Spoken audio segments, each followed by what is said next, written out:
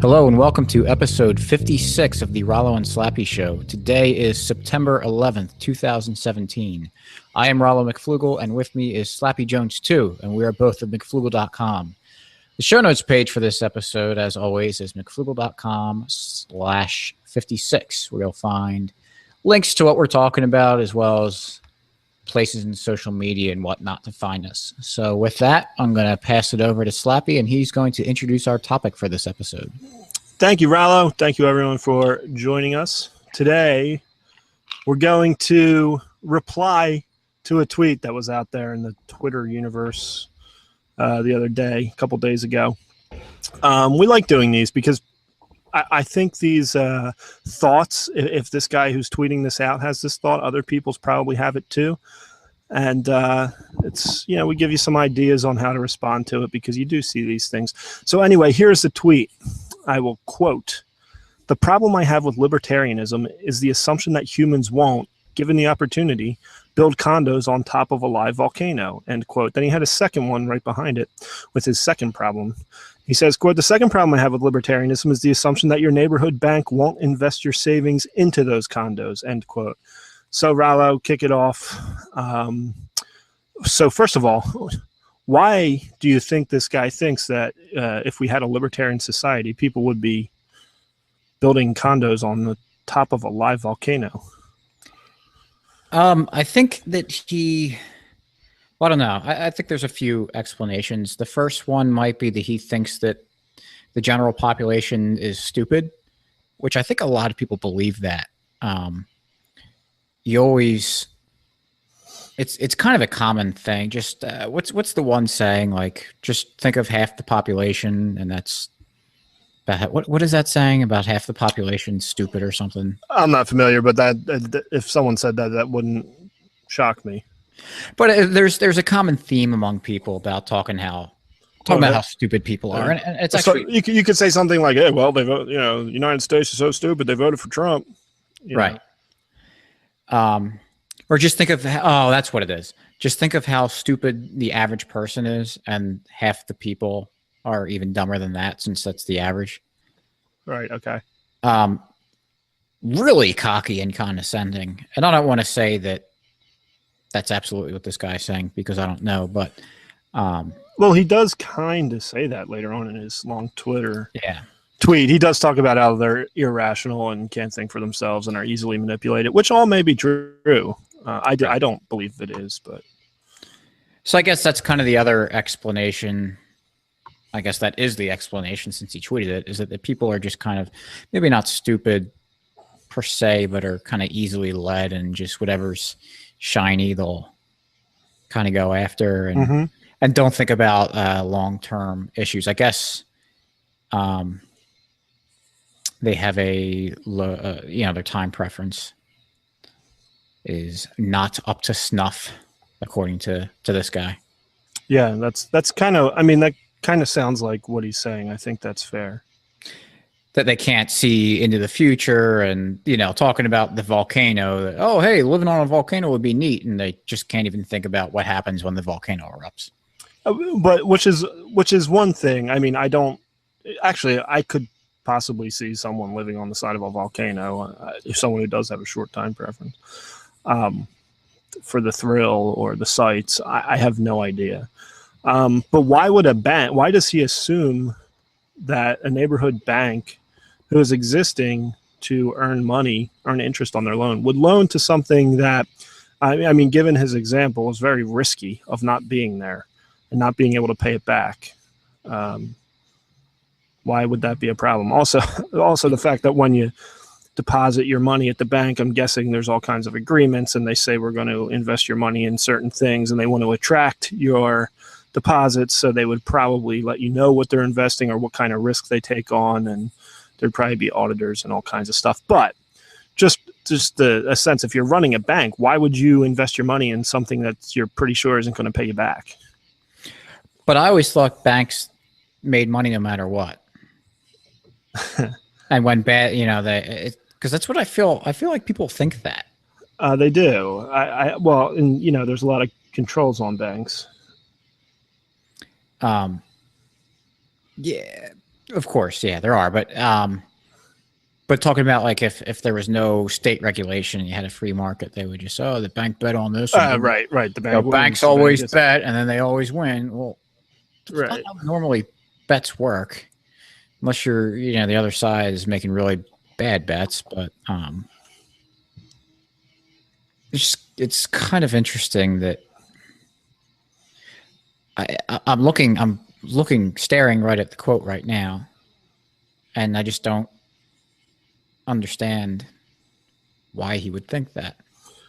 I don't know, but let's take this libertarian society. See, the problem I have with libertarians is the assumption that humans won't, given the opportunity, build condos on top of a live volcano. That isn't so far in any of the libertarian philosophy, and as I understand it, I never saw that where they said, you know, this book is true, assuming humans don't build condos on top of live volcanoes. And I never saw any philosopher or economist ever say that those are the assumptions that people will just behave, which is the big misconception with libertarianism. People say that to us all the time is, yeah, it works for someone like you and me, but what about all the bad people? What about all the idiots? Right. They claim it's utopian. Right, which isn't what we're saying. So let's take a libertarian society and let's say that I want to build a house on top of a live volcano. How do you think that would work? And should I be allowed to do it? Well, of course, I think you should be allowed to do it insofar as, you know, an outsider, an uninvited third party doesn't try to use violence to prevent you from building the house on the volcano. Because, you know, worst case scenario for you is that you build the house on the volcano and you die. If you're saying that you're allowed to use force to prevent you from doing that, then you could very well die as a result of that interaction. So right. I don't see how preventing someone from building a house like that would be preferable. And now he's talking about building condos. So Condos, you know, okay. Well, yeah, no. So the idea is that you're trying to sell it. Yeah, well, that's where I was going to go. It's not like some guy who loves being in nature wants to build a stick hut on the side of a live volcano. He's talking about building condos, attracting, which is how I would take it. If someone says build condos, it's like building a little community up there and selling these buildings. And so it would be financed by the bank or whatever. And people would be moving up there on the side of the volcano because these salesmen are good at selling you on buying a house on the side of a volcano. Do you think that sounds accurate of what he's trying to say? Yeah, I think so. Okay, so if you're going to take on a big project, building condos, that's going to be generally a pretty big investment. You're building multiple homes. You're going to have provide services to those homes like water and sewage and all that. It's going to be expensive. And it's on a live volcano. I'm assuming that means it could erupt at any time. So the builder probably knows that it's a live volcano. I would think he would do his research onto where he's building these condos. So he's probably going to want to insure it so he can transfer some of that risk onto someone else. Problem is, to transfer risk, someone has to be willing to accept that risk. So they're going to go out and inspect it and make sure everything's safe and make sure everything's up to code and built right. And I have a feeling there's not going to be a big enough need to, you know, have enough people building condos on the side of volcanoes to where they're going to spread that risk, transfer that risk onto an insurance company. So my guess is if this is just one volcano and he wanted to build his house there or his condos, I can't imagine an insurance company would say, yeah, we'll take that risk, unless they charge basically astronomical premiums to cover that risk. So now it's the builder's choice. Do I pay these giant premiums or do I assume all the risk on my own? And if this volcano goes and lava is pouring down the side and landing on top of these people and these houses, you now have huge liabilities or you're all dead. So I guess that in a libertarian society, that would be his choice and the buyers of the home as to how much risk they want to assume. Similar to building a house on the beach in Florida. It's hurricane season right now. I'm sure it's great most of the year there, but you're taking on a lot of risk with hurricanes coming through. Now, there's enough houses down there, and they probably don't all get destroyed. So insurance companies are willing to insure them. But look at the home insurance rates in Florida. I'll bet you they're pretty high. Because if people want to live there, they're going to have to assume that risk, and they're going to have to pay for that. The people living in, relatively safe from natural disaster places probably pay a lot less, because the likelihood of their house being destroyed by a natural disaster is very small. Does that make sense? I think so. But I think the one thing you're missing is that with the amount of money that they'll save on heat, true, probably offset makes up. Yeah, you could be right there. And then that's their choice, they're not paying the heating bill because they're sitting on lava.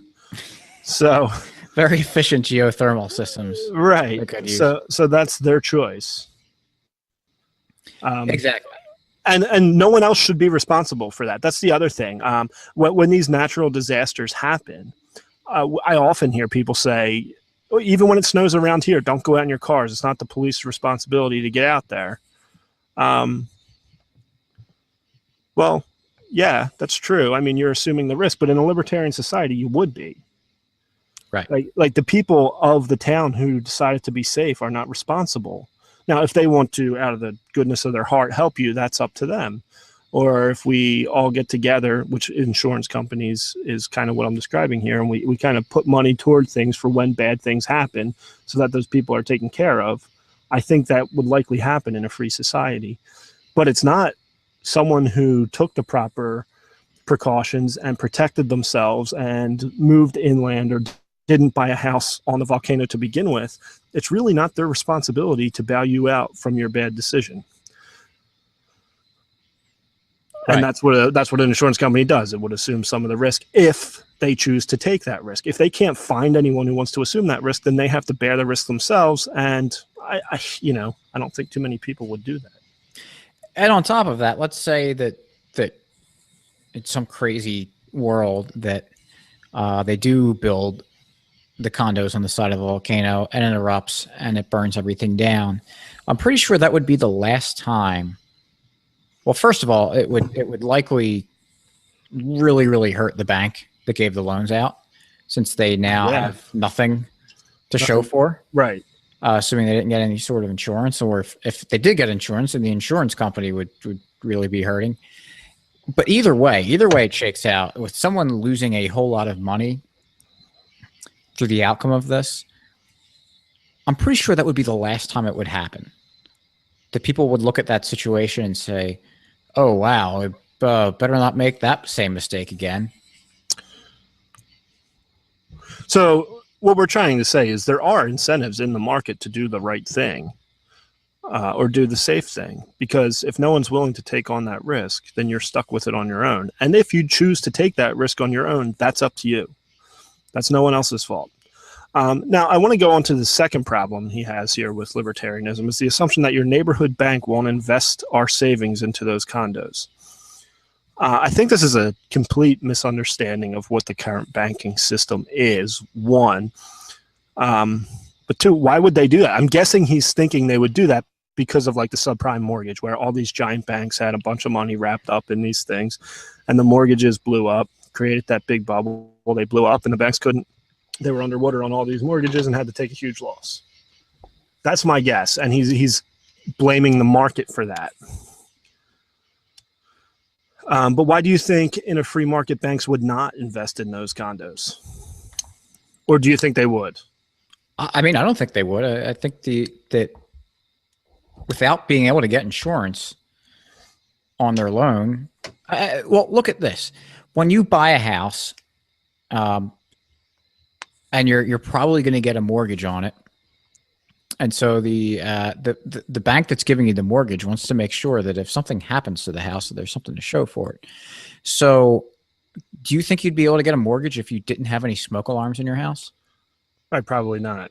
Right. They would say the inspector would come in, see that you have no smoke alarms and say, you kind of need them. Now, a lot of times the inspector's there for government reasons, but the banks care about that. So there is some value by having your home inspected, even though it may not be for the right reasons because it's the state enforcing it. But the banks care about their investments, and if they don't think that they're going to have anything to show for it in case something goes wrong, then why in the world would they take on that risk without having some sort of something to back them up? Yeah, I mean, I do have a real life example, or several of them here. As I've mentioned on the show before, I'm in the insurance business on the life and health side, not on the PNC side. But one thing we do is business owners will take out a business loan and they'll come to us and say, the bank is requiring that I have disability insurance to cover this loan. So there are products designed for that. So they have to get this insurance, and they'll tell us, we ask, when is the loan going through? When do you need this enforced by? So in order to get the loan, they have to show the bank proof that they have insurance in case they become sick or injured and are unable to continue working. The bank will still get repaid on its loan. So you see this happening already, and there's no law that says not every loan requires disability insurance, but sometimes if someone's starting a new business or taking on a big loan, they're taking a risk. They're taking a chance that they're going to borrow this money and make more money off that money they borrowed, whether it's expanding their business or buying new equipment or whatever they're doing. But banks, in order to make that loan, are saying, well, this is a lot of money we're putting out there. We like your idea. We think it's going to work. But what happens if a year from now you get cancer and can no longer work? That kind of kills the whole project. We want to make sure we're covered. Go get a disability policy. Once you prove to us that you have it, we'll go forward with the loan. That happens all the time in my business. Oh, yeah. And you even look at auto insurance. Mm-hmm. You say you buy a brand new car, nice, really expensive luxury car. And what happens if you, after a week of driving it, you wrap it around a telephone pole and you total it? Since there's no value left to the car, and if it didn't have insurance, some people just might say, oh, who cares about that loan? And just not pay it. Now, I know there's all sorts of currently ways to go after you, but there would be an incentive from the bank to make sure that the car was insured, or maybe they take insurance out on it themselves. Maybe they buy their own. I don't even know how that works. Well, I know maybe banks shouldn't buy their own insurance policies. They may. I don't know what they do. Which makes sense if they can't. Although it makes I don't know. It makes sense for them to just say, as a requirement to purchase this loan, you have to purchase insurance. But I can tell you that insurance companies buy reinsurance. There's insurance companies for insurance companies. Right. I do insurance for fantasy football. Yeah. Crying out loud. But when I leased a minivan about a year ago, now that I have 3 kids, and one of the requirements of the lease was I had to show how strong my insurance is. And if it wasn't up to what they wanted, they had certain guidelines it had to be. But I had to prove that before I could go through with the lease. Right.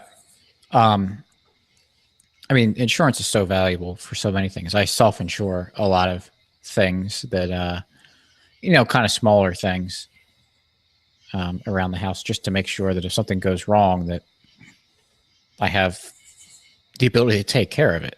Right. And based on the likelihood of that happening, these are kind of low, a lot of things like electronics or something, like a cell phone. If I smash it, or a computer, drop it from someplace, that I'm not likely to break all of these things all at once. So I have enough money set aside that in case 1 or 2 things kind of go wrong every once in a while, I have enough money, and maybe it kind of wipes the reserve out. But I don't expect these things to happen very often. So between now and the next time something goes wrong, I have the money there. So it makes a whole lot of sense to manage your risk like that. Right. And that's, now I know you're talking about small things, but in a case like that, it also makes sense to leverage that money and pay a smaller monthly premium to transfer that risk, which frees up more capital for you to do other things with those savings. Right. And that's what insurance companies can help do. Mm-hmm. Oh yeah, like I wouldn't do that for my house. Right. So I pool it with other people. Like you could, but it even still makes sense to go with an insurance company so you can leverage those dollars. Sure. Absolutely. That said, I should probably buy insurance for my tractor. Ooh, I thought that's where you were going with it. Yeah. But I wasn't sure. Then you started talking about small appliances, and I was going to switch right into a free market story. But I still would have figured out a way to get it in. Yeah, you got it. But anyway, is there anything else you wanted to talk about on this guy's string of tweets here? We're talking about the banking a little bit. How do you? I know this could be an entire multiple episode series, but how would banking be different in a free market? Well, you wouldn't have the state backing the banks up kind of artificially. So when the state provides insurance for banks, like through the FDIC, then they say, hey, kind of no matter what, and I know it's not, I'm simplifying it a lot. But they say, kind of no matter what happens, we will make sure that you can pay all of your investors back. So that creates a lot of bad incentives for banks to be a lot more risky. Right. Yeah, I always explain it by saying, like, if you walked into a casino and you have $2,000 of your own money in your pocket, you might spend it. Maybe you might spend it all. You might not. You're going to be careful with what you do. Maybe you won't put $2,000 on a number on roulette. However, if I said to you, no matter what you spend, I will reimburse you up to $2,000, you'll likely go as crazy as possible with that $2,000, trying to earn as much as you can, because you know if you lose it all, you're going to get bowed out with the $2,000. Right. So it kind of gives you an incentive by having the FDIC there. It gives them an incentive to act bad. Absolutely. And then you have things like the National Flood Insurance Program, which was created by Congress in 1968, that basically subsidized flood insurance. So it created a false incentive to move to places where it's going to flood. Right, where insurance companies would have much higher premiums or not offer flood insurance at all because it's not worth the risk. And now if you're thinking that, yeah, well, that's because those bad insurance companies. Well, yeah, of course, insurance companies would want that. They would want, given that we have a government, there's many insurance companies who would lobby Congress to say, yeah, please give incentives for people to do that, because that's a whole new group of people. So if you eliminate the government aspect of it, then they have no one to lobby for those subsidies. Right. So if you're sitting there thinking, yeah, we really love insurance companies, and then you're thinking of all the terrible things insurance companies may have done and the bad loans and the bad things that insurance companies have invested in, you have to look a little deeper and see why and what was subsidized and where the money was coming from. And if you take out that part of it, now they are responsible for their investments. Right. You want to put the risk on the people with the money, not on people who don't control the money. Right. So with that, do you have any free market story this week? You wanted to talk about something, so go for it. I know we were talking about this before the show, but it slipped my mind. The kind of the price gouging thing. That's why I said for you to go for it, because I forgot what we were talking about too for a second. Yeah. Okay. Now I do remember. Yeah, we had an episode on price gouging recently, but this is just something, another thing that happens in the market. People we know personally have done this. A natural disaster like we have just had in Florida and in Texas happens. There's a lot of damage. These people need to rebuild.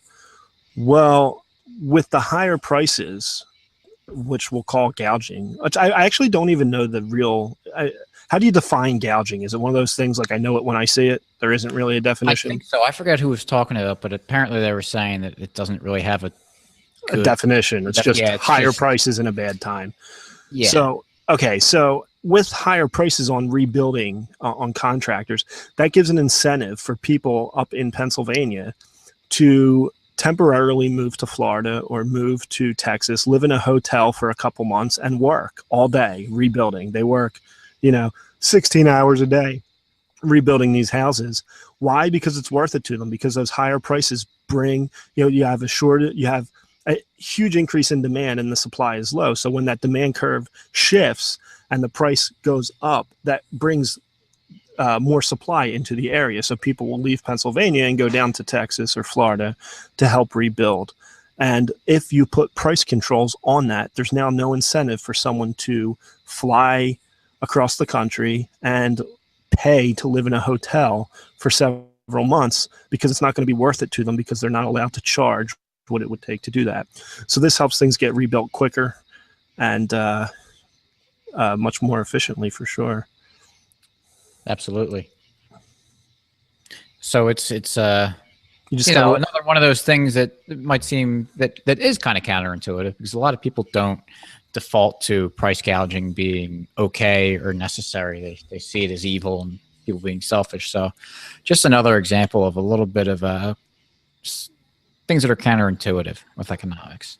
Right. It's just an incentive to bring more people there. Right. But when you take a step back and kind of analyze it dispassionately, then it ends up making a whole lot more sense. So, plus a lot of these rebuilding is not taking advantage of the poor people who lost their homes, but insurance companies are paying to rebuild those homes. Right. Absolutely. If they had insurance. Which I know apparently a lot of people, when Hurricane Sandy hit New Jersey, apparently a lot of people didn't have good flood or hurricane. I don't know if it was hurricane or flood insurance, but I remember talking to someone and they knew someone who had a house that got a lot of damage from the hurricane, and they're complaining about dealing with the insurance company not paying them out. And I said, well, do they have a policy? And he goes, well, you'll understand once you have a house and have insurance. Well, I don't know. Well, I don't know the details of that. I don't know the details. I mean, you have to look at the policy. If the policy says if your house floods, we will pay X, and their house flooded and they didn't pay it, then that's fraud. Right, and that would be wrong. But that would be wrong. I would imagine that's not what's happening. If they went to the insurance guy and said, "Give me the lowest premium," and he said, "Okay, well, you're not going to be covered for any flood damage," and they said, "I don't care, I'll pay the lowest premium," and then when the flood happens, well, that's on them. Right. I mean, I went through that when I bought my house about 2 years ago, with being on the phone with the insurance agent and him going through line by line saying, do you want this coverage? Yes or no? Right. I did buy the alien attack insurance. Well, you can never be too safe. No, absolutely not. So with that, show notes page again for this episode is mcflugel.com/56. We will find links to this guy's tweet, and then I wrote a rebuttal yesterday. It was a little bit different than what we talked about tonight. We figured it'd be good to go at this from a different angle and get two minds on it. Then also links to the Facebook page. You can follow us on Twitter. We got Patreon and Hatreon and Steam It and Gab. We got it all. Yeah, we're everywhere. And also, it's very important to sign up for our newsletter. So right at the end of this episode post and on the side of the website, you can see where you can give that to us, and we'll give you updates and tell you other neat stuff that's going on in the world of McFlugel. Yeah, man. So thanks for listening. Yeah, we'll catch you next week. Tell your friends. Peace.